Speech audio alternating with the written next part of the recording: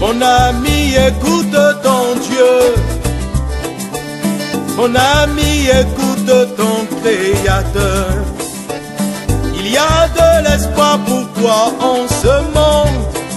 Vous suivez en ce moment un séminaire de formation du club Jésus pour réussir, animé par Edgar Guidibi et Hermione Huegban. Le club Jésus pour réussir a pour vocation de vous aider à vous épanouir et à prospérer en démontrant par les fruits qu'il vous fera porter que Jésus est bel et bien le chemin, la vérité, la solution et la vie.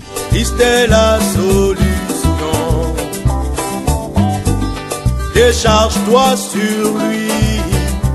Le club Jésus pour réussir est situé à Saint-Rita, au bord des pavés non loin de la station MRS. Vous pouvez nous joindre en visitant le www.jesuspourreussir.org ou en appelant le 00229 94 01 54 26.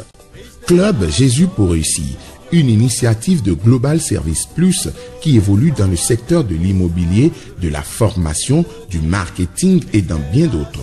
Visitez le www.globalserviceimo.com ou appelez le 00229 94 97 07 07 pour en savoir plus. Que Dieu vous bénisse. Pourquoi continuer à souffrir ainsi? Est-ce que la solution existe?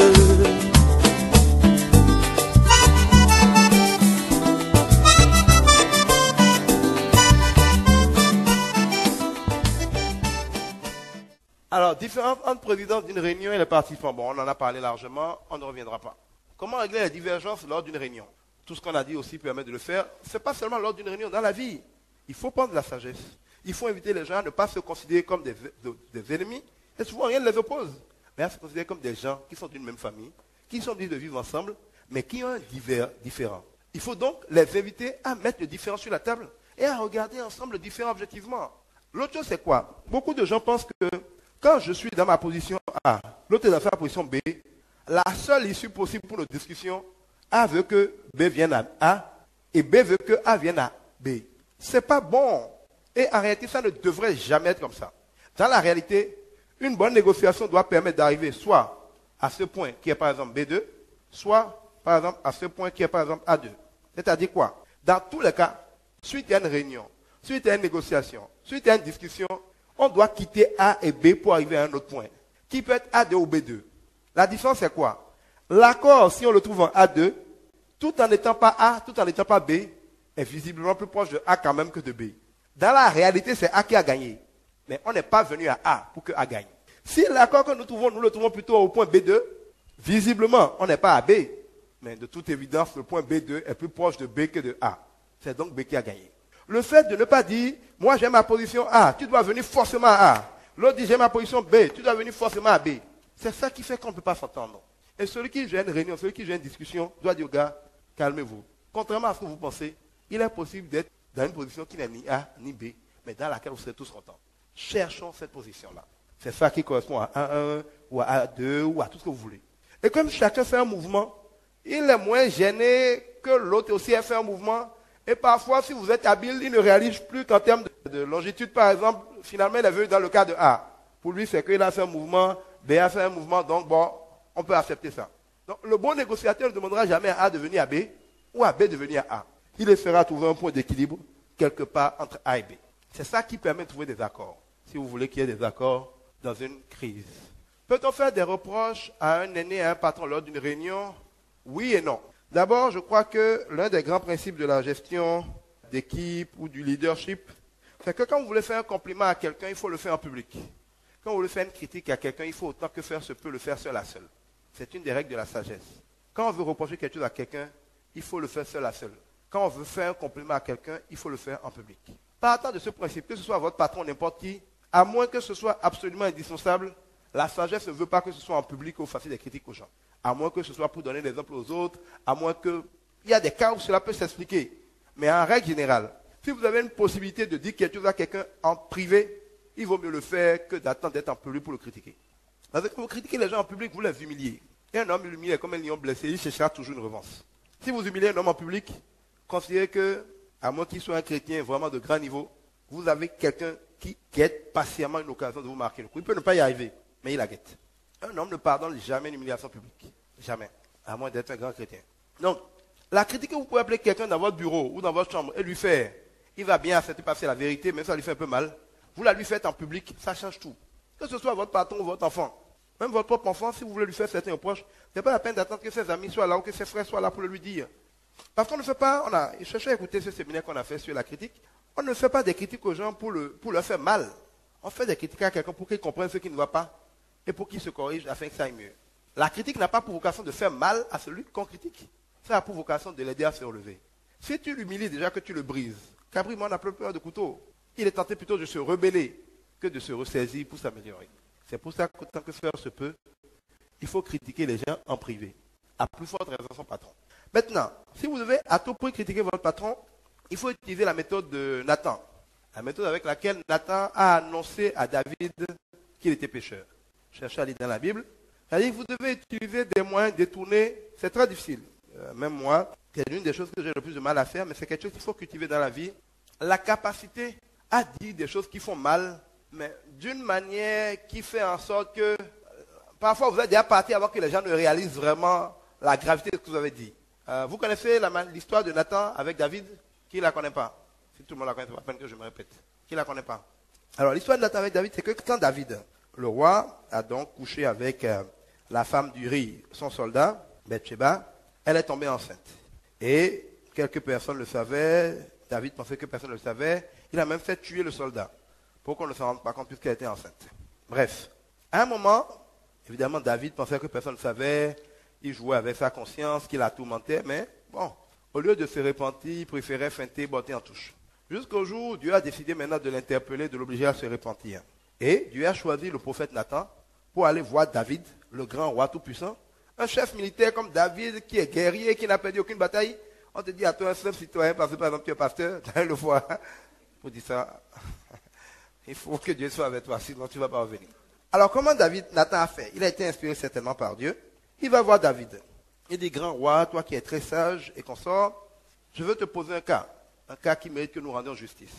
David dit, oui, vas-y. Qu'est-ce qui s'est passé dans le royaume encore? Il dit, voilà. Nous avons dans notre royaume un homme très très riche, très très puissant, qui ne manque de rien, qui a des milliers de brebis à sa portée dans son troupeau. Il peut faire ce qu'il veut avec ça, ne lui manque pas.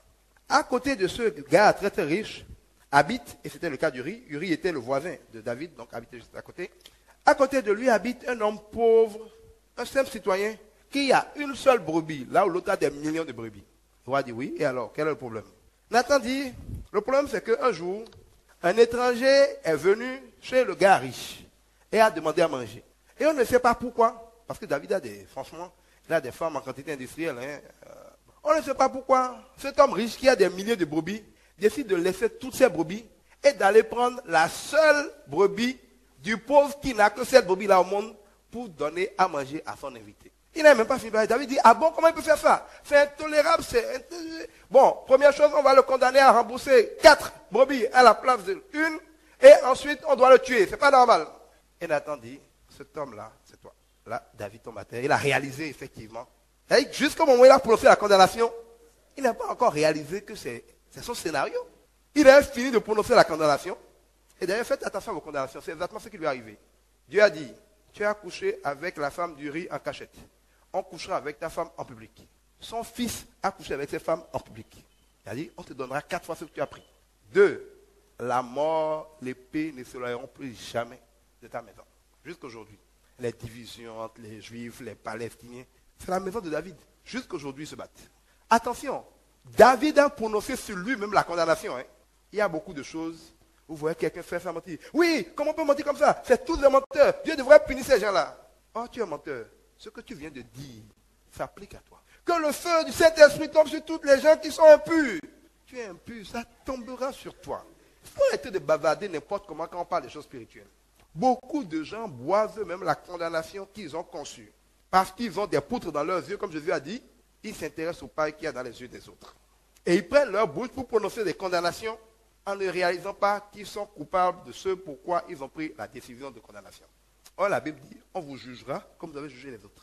De la même manière que David a bien jugé Saül en ne voulant pas lui faire du mal, et ça lui a bénéficié, de la même manière il a mal jugé un problème, il a pris lui-même la décision qu'il a bien dû accepter que Dieu exécute pour lui.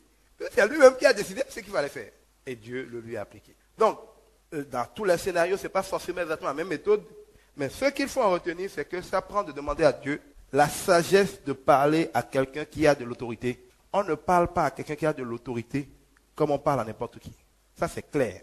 Tu ne peux pas dire, non, c'est la démocratie, moi je fais comme je veux. Non. Vous êtes obligé de faire preuve de sagesse pour parler à une autorité, quelle qu'elle soit.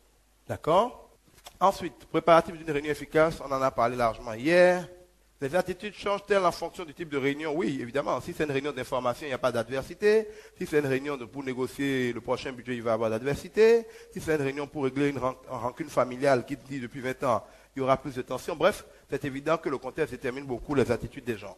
Que faire en cas d'intransigeance lors d'une réunion? Ça dépend beaucoup. Vous savez, les intransigeances sont fonction de plusieurs choses. Ce que vous devez savoir, c'est que dans la vie, les émotions ne sont rien. C'est-à-dire, comment les gens se sentent et ce que les gens montrent comme émotion, les hommes font beaucoup attention à ça, or ça ne vaut rien. La seule chose qui compte, c'est la vérité. Et en matière d'intransigeance, il faut se poser les vraies questions. Quel est le rapport des forces?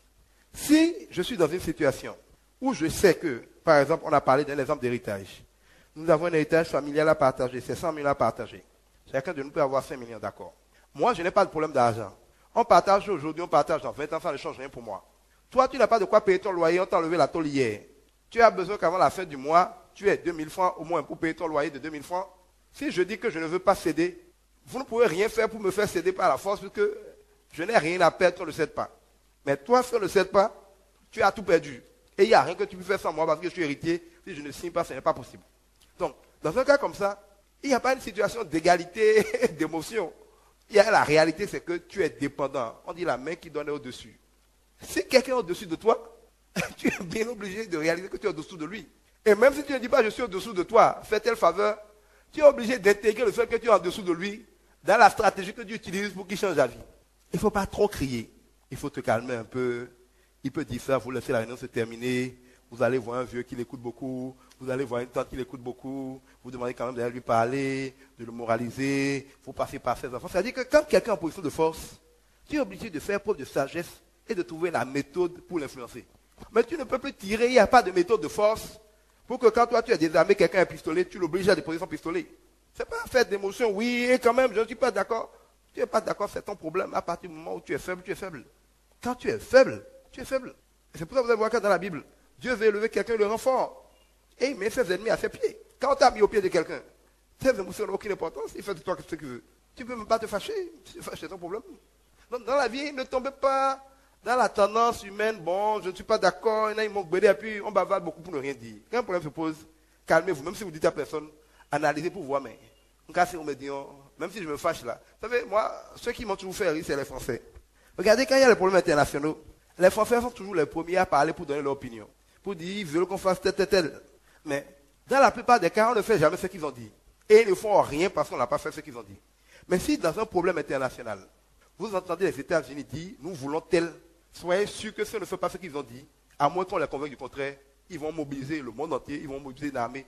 Ils peuvent détruire le pays de d'abord, mais ils vont d'abord aller frapper. Ça fait qu'à l'échelle internationale, si Obama dit, président syrien, je te donne 48 heures, ça veut dire quelque chose. Mais si Sarkozy dit qu'il donne 48 heures à quelqu'un, on sait que ça ne veut rien dire a priori. Et c'est pour ça que tout le monde a été surpris sur ce qui s'est passé au Mali. C'est la première fois que la France a montré qu'elle peut parler et agir. Donc, dans la vie, il y a beaucoup de gens qui sont comme des Français. Non, jamais on menace, on crie. Oh, la question, c'est savoir, mais comme tu as créé maintenant, la fille ne te suit pas, tu vas faire quoi? La réalité, c'est qu'il n'y a pas de réponse. Ou bien, vous devez pouvoir compter sur quelque chose. Si vous n'avez rien sur lequel compter, heureusement, vous pouvez compter sur Dieu. Mais si vous comptez sur Dieu, vous n'avez même pas menacé quelqu'un. Si vous comptez sur Dieu, le problème est coincé, il n'y a rien à faire, vous allez dans votre chambre, vous fermez votre porte, et vous parlez au Seigneur. Vous lui confiez le problème. Lui, il peut faire n'importe quoi.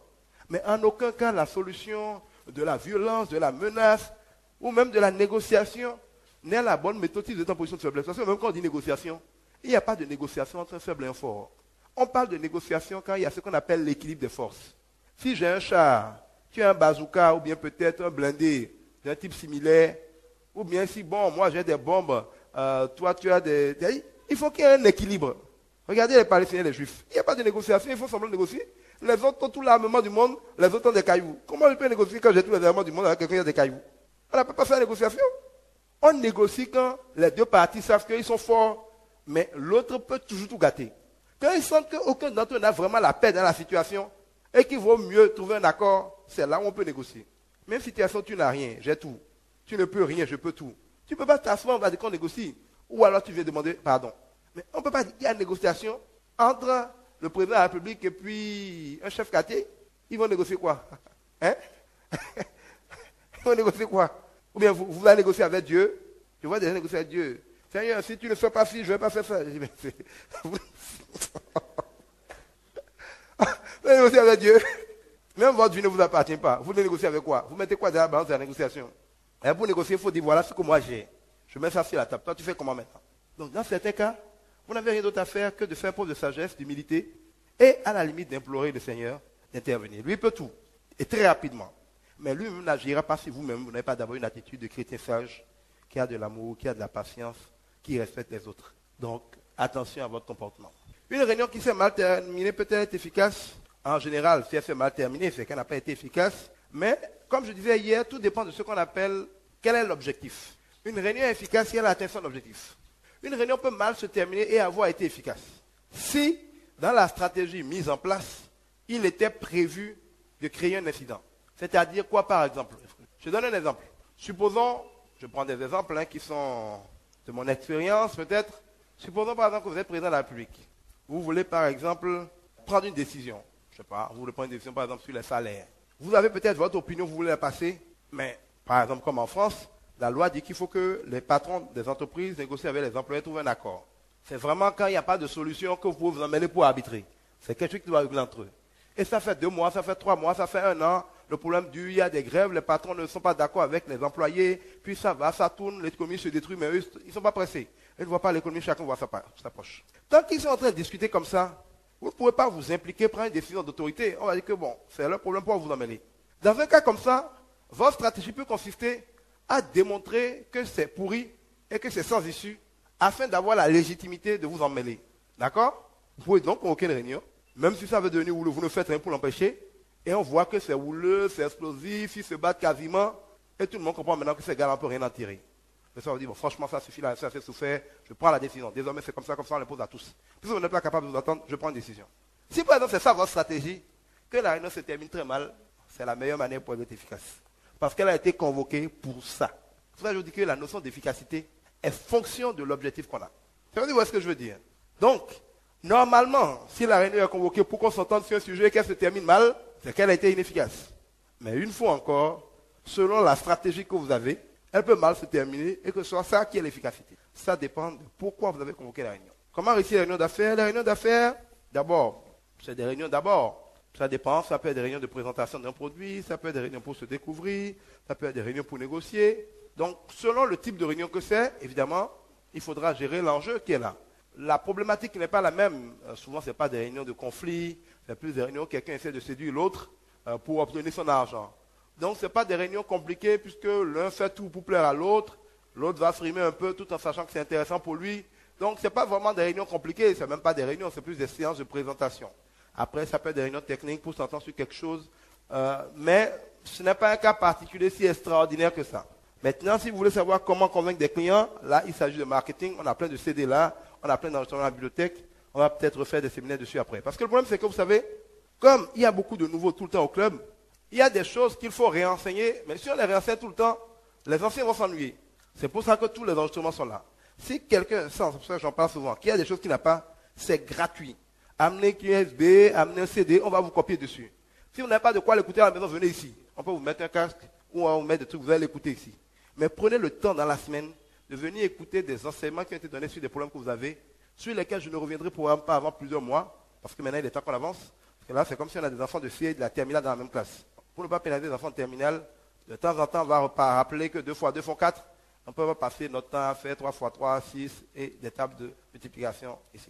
Donc, de temps en temps à la bibliothèque. C'est gratuit.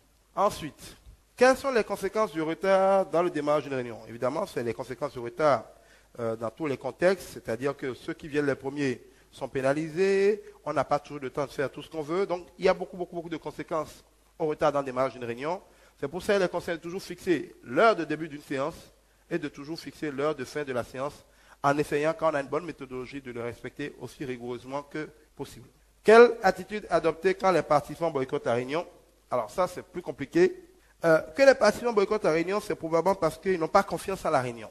Ils estiment qu'elle est mal gérée et que c'est toujours, par exemple, le camp opposé qui gagne, qu'il y a des combinaisons qui font que le leader ou celui qui veut gérer la réunion va simplement valider l'opinion des autres. Parce que parfois, les gens font des réunions où ils savent ce qu'ils veulent faire, ils veulent soutenir quand ils convoquent la réunion juste pour pouvoir dire que les autres étaient là. Et donc, ils ne peuvent pas dire qu'ils n'étaient pas d'accord parce qu'ils étaient là. Leur présence valide implicitement les choses. Dans ces cas-là, les autres, quand ils se rendent compte, peuvent décider de dire je boycotte. Une manière dit je ne veux pas par ma présence te donner une caution quand je sais ce que tu veux faire est clair d'avance et que ma présence ne changera rien. Quand les gens boycottent une réunion, c'est le signe qu'ils ne font pas confiance à la réunion.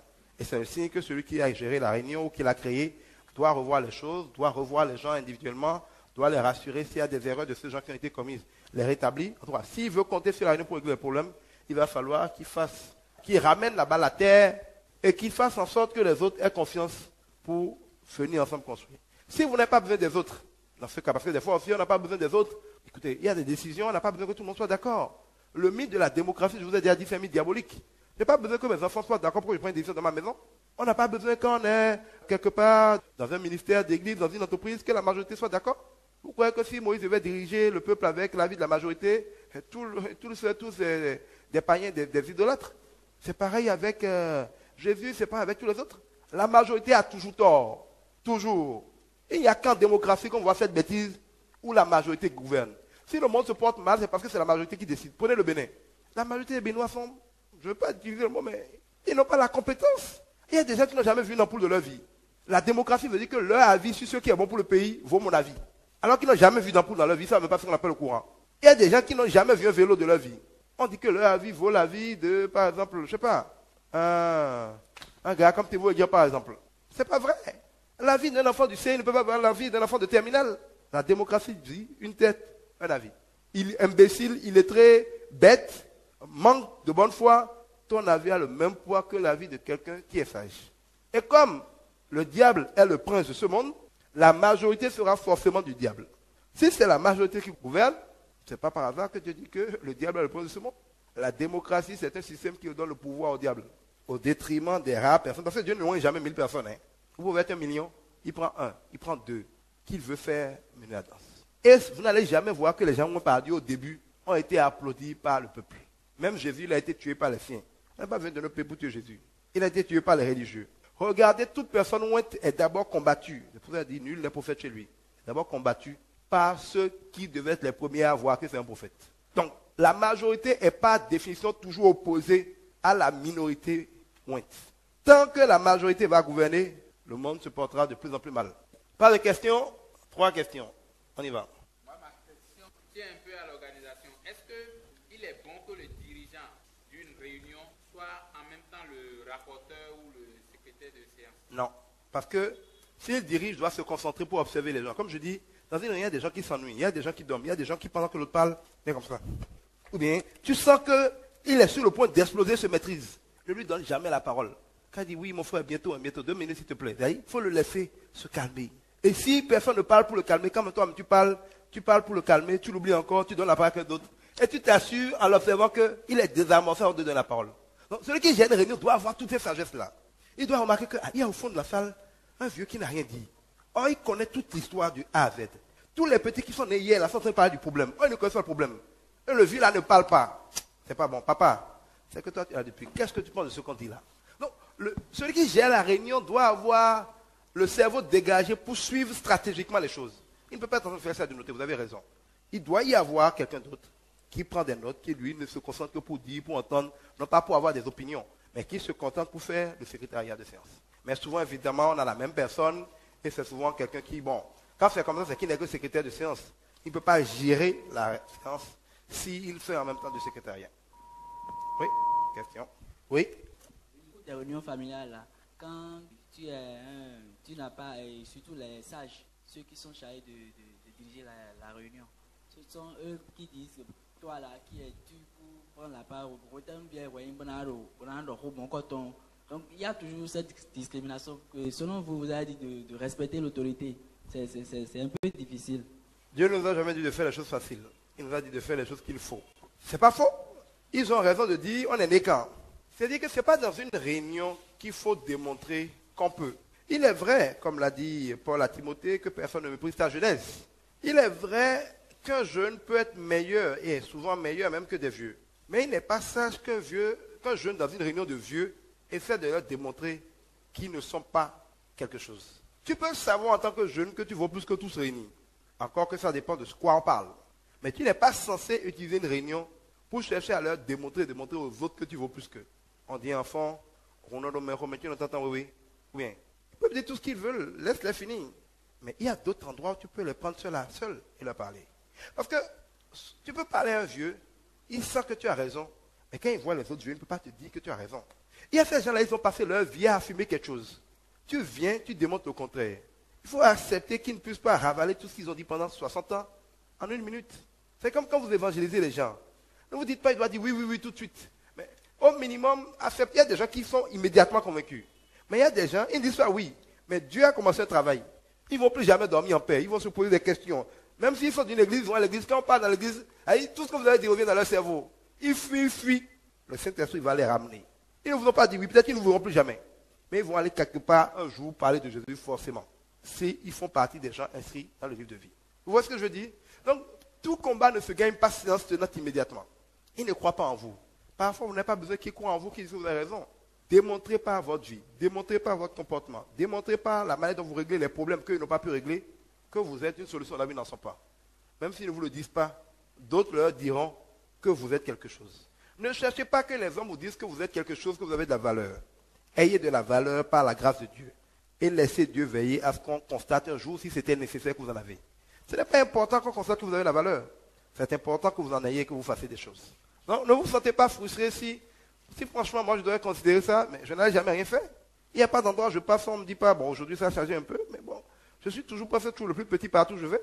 Mais moi, j'ai toujours fait ce que j'ai à faire. Ce n'est facile pour personne.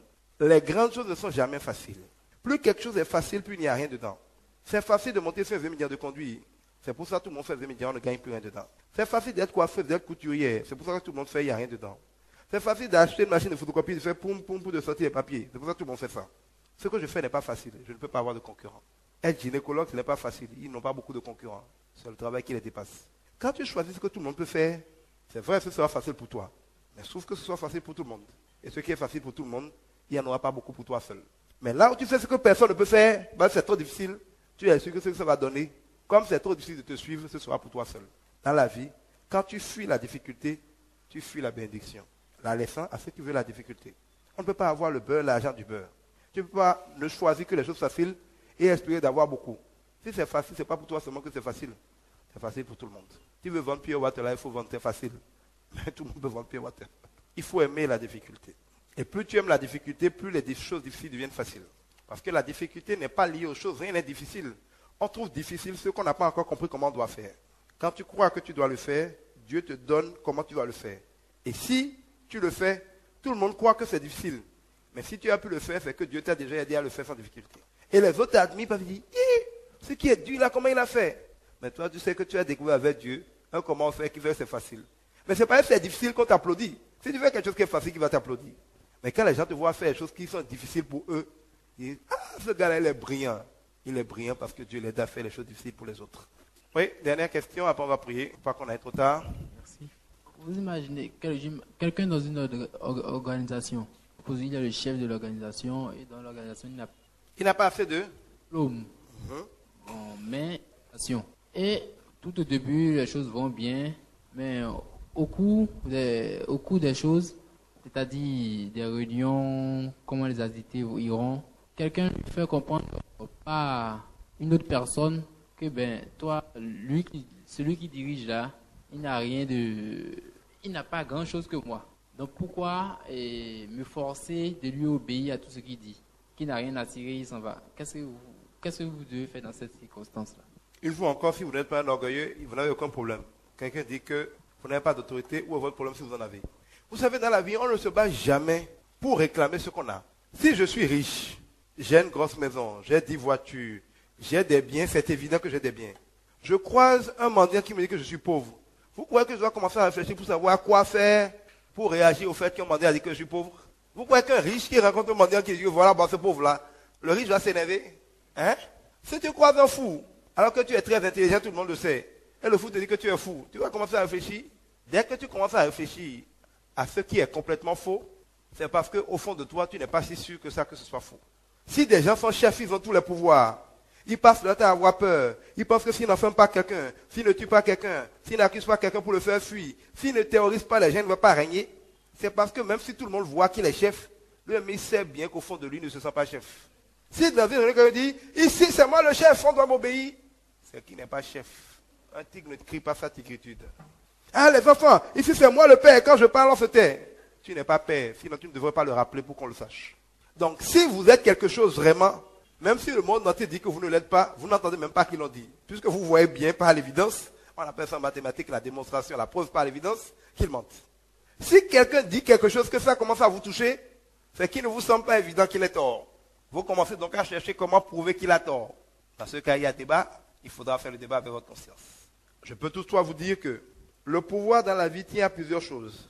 Il y a l'influence que nous avons à cause de ce que nous avons. C'est le pouvoir de l'avoir. Il y a le pouvoir qui tient à ce que nous savons. C'est le pouvoir du savoir. Il y a le pouvoir qui tient à nos positions hiérarchiques. C'est le pouvoir, si vous voulez, du pouvoir. Et il y a le pouvoir spirituel, c'est le plus grand.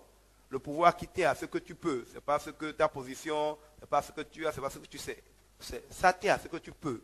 Quand vous avez un de ces pouvoirs, si on vous injurie sur ce pouvoir, ça ne peut pas vous effrayer.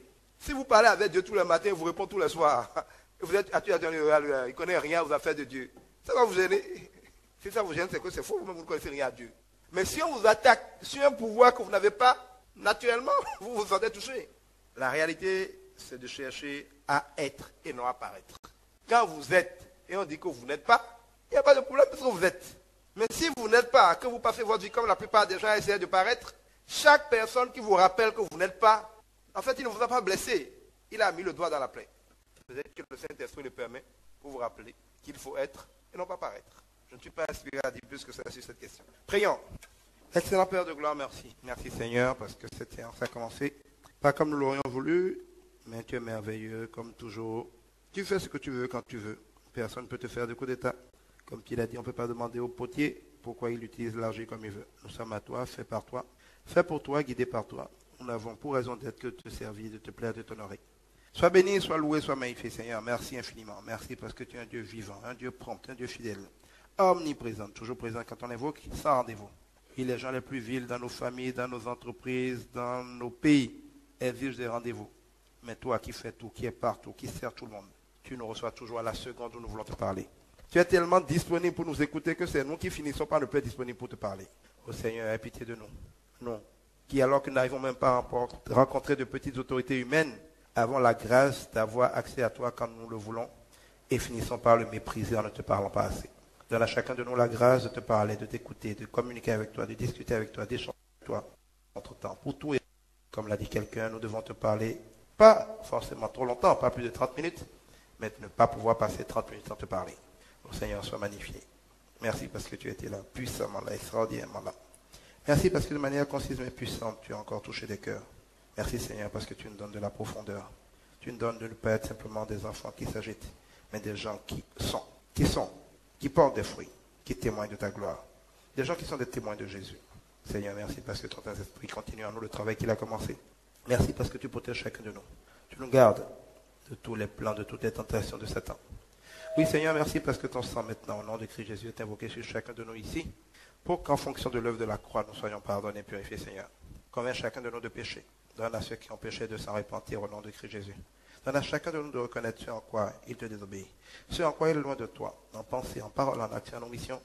Convainc-nous de péché, Seigneur. Donne-nous de revenir à toi. Donne-nous de ne pas juger les autres, mais de nous juger d'abord nous-mêmes. De nous juger pour nous mettre en conformité avec la vérité. Donne-nous la grâce de prendre connaissance de ta parole, de l'aimer, de la méditer, de la parler et de la mettre en application. Seigneur, que les vies ici présentes soient bénies. Dans le domaine professionnel, dans le domaine matériel, dans le domaine de la santé, dans tous les domaines, Seigneur. Fais grâce à notre pays, bénis-le.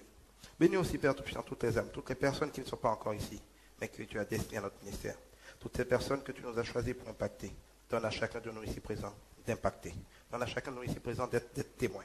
De témoins non pas de la religion, mais de la vérité.